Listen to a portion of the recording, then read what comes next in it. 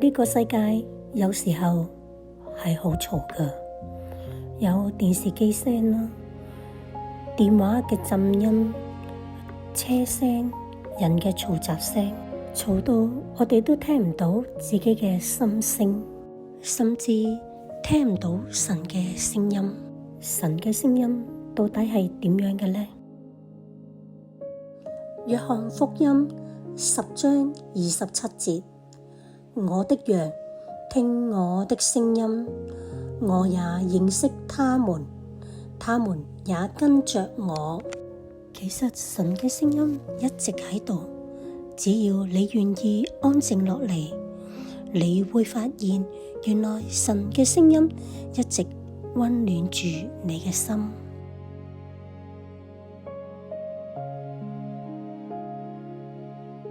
神嘅聲音唔一定係用耳聽，係喺當你安靜落嚟嘅時候，睇見一片嘅落葉，又或者聽見一句嘅關心說話，你嘅心入邊就有嗰份嘅平安，就係神嘅回應啦。今日你願唔願意停一停，聽多幾次神嘅聲音？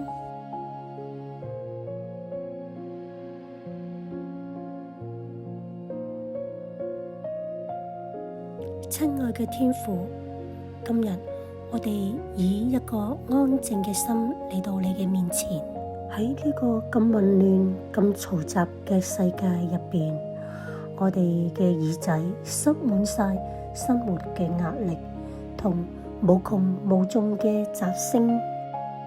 主啊，求你赦免我哋，因為我哋有時忙到一個嘅地步，連你嘅心跳聲都聽唔到，甚至連你嘅聲音都變得陌生。主耶穌，你話過你係好牧人，你話你嘅羊聽你嘅聲音，你都認識每一隻羊。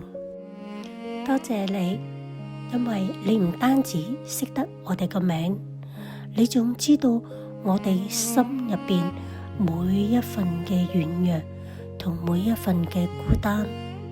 就算我哋曾經迷失，或者靈魂好似沉睡咗咁，你都從未放棄過我哋。